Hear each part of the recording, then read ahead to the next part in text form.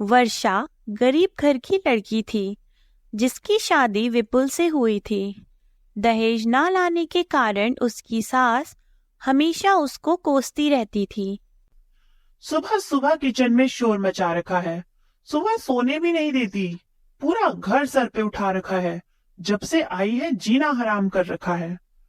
मैं तो आप ही के लिए चाय बना रही थी। कोई जरूरत नहीं है।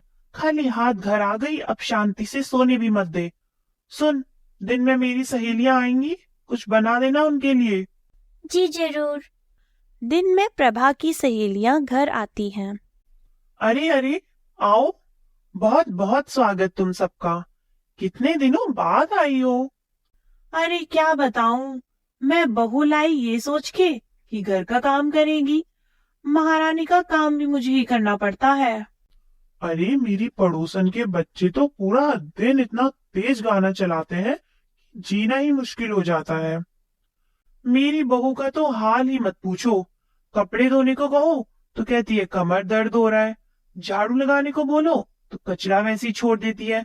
पोछा लगाने बोलो तो घर में पानी पानी कर देती है। अरे ऐसा ही है इनका। परसों तो मैंने शर्मा जी की बड़ी बेटी को एक लड़के के साथ देखा था। अरे ऐसा ही है इन सबका। क्यों, हमारे पड़ोस वालों की बहू भी तो भाग गई है। आजकल की बहुओं का यही है, लगाम लगा के रखनी पड़ती है। तुम लोग बैठो, मैं देख के आती हूँ रसोई में क्या चल रहा है। हाँ हाँ जरूर। प्रभा रसोई में देखने जाती है और देखती है कि वर्षा खीर बना रही है। खीर भी नहीं बनानी आती तुझे? पानी पानी कर रखी है। पकड़े दे अब इसको। बताऊंगी मैं तब गैस बंद करना, और बार बार परेशान करने मत आना। ऐसा कह के प्रभा रसोई से चली जाती है और फिर अपनी सहेलियों के साथ चुगलियां करने में लग जाती है। वही रसोई में खीर कितनी ज्यादा गाढ़ी हो गई है। माँ जी से पूछाऊं क्या? रहने ही देती हूँ, उनको याद होगा वो खुद आ जाएंगी। थोड़ी देर बाद वर्षा को कुछ जलने की बू आती है। वो पलट के देखती है तो खीर जल रही होती है। वो भाग के सास को बुला लाती है। अरे नालायक, जल रही थी तो बंद कर देती ना। आप ही ने तो कहा था कि मैं आऊंगी। आके पूछ ली थी फिर। आपने कहा था ना आप आएंगी, और मैं आपसे बार बार ना पूछूं। हे भगवान, करम ही फूट गए मेरे। छोड़ छोड़ दे तू, जा यहाँ से। उस दिन शाम को जब विपुल घर आता है तो प्रभा वर्षा की चुगलियां करने लग जाती है। आ बेटा, जल्दी आ। देख मैं तुझे बता रही हूँ, मुझसे और नहीं रहा जाता यहाँ। क्या हो गया माँ, ऐसा क्यों बोलती हो? आज तेरी बीवी ने हद करके रख दी।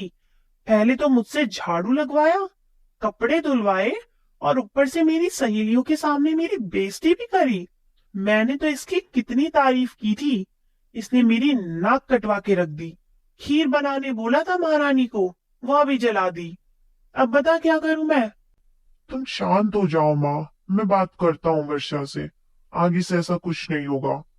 विपुल कमरे में जाके वर्षा को आवाज लगाता है।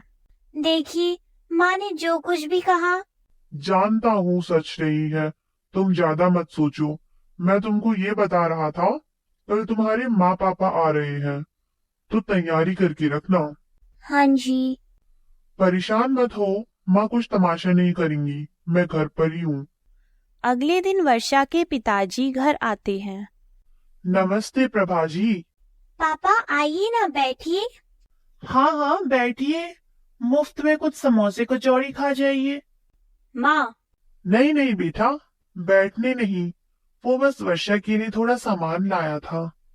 अरे पापा, इसकी क्या जरूरत है, रहने दीजिए ना। बिल्कुल जरूरत है, लाओ मुझे दे दो। छोड़ो माँ। बेटा वर्षा, तेरी शादी पे मैं कुछ नहीं दे पाया, ले ये रख ले बेटा, आशीर्वाद समझ के रख ले। वर्षा के पिता वर्षा को सामान देकर चले जाते हैं। ये सब क्या था माँ, तुम शांत क्यों नहीं रह सकती हो? हर चीज का तमाशा बनाना जरूरी है क्या? अरे बेटा छोड़ना, माफ कर। ला बहू, ये सब मुझे दे, मैं संभाल दूंगी। हाँ लीजिए। क्या हाँ लीजिए, कोई जरूरत नहीं है, माँ वो खुद संभाल लेगी। बेटा तुम्हारी तिजोरी में तो ताला भी नहीं है, अपने पास संभाल दूंगी मैं। जाओ वर्षा, संभालो अपना सामान। वर्षा अपने पति की बात मान के कमरे में जाती है और प्रभा मुंह फुला के अपने कमरे में चली जाती है। शाम को अपनी सहेलियों के बीच में बैठ के, और प्रभा, क्या हाल है? आज तेरी बहू के मायके वाले आए थे, सुना मैंने। मैं तो अपनी बहू के मायके वालों को आने ही नहीं देती हूँ। अरे क्या बताऊं, शादी में तो कुछ दिया नहीं, गहने देने आए थे। अच्छा, क्या गहने दिए? दी होगी एक अंगूठी। हा हा हा हा हा। अरे कम से कम 30 लाख के गहने होंगे। कैसी बात कर रही है प्रभा? अरे धीरे बोल, फिर कोई सुन लेगा। वैसे भी आजकल मैंने सुना है कि चोर रूप बदल के घूम रहे हैं। अरे मैं क्या धीरे बोलूं? कौन सा मुझे संभालने दिए हैं? अपने कमरे में बिना ताले की तिजोरी में रखे हैं। जब हो जाएंगे ना चोरी, तब अकल आएगी। प्रभा तो अपनी सहेलियों से बात करके घर चली जाती है और उस रात को उनके घर से गहने चोरी हो जाते हैं। मेरे पापा की कमाई के थे वो गहने। बहू चिंता मत कर, हम पुलिस में जाएंगे, मिल जाएंगे तेरे गहने।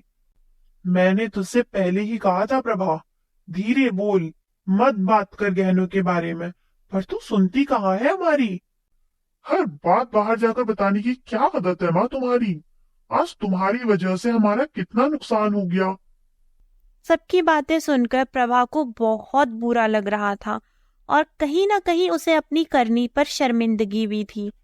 पर अब शर्मिंदगी होकर या पछता के कोई फायदा नहीं था,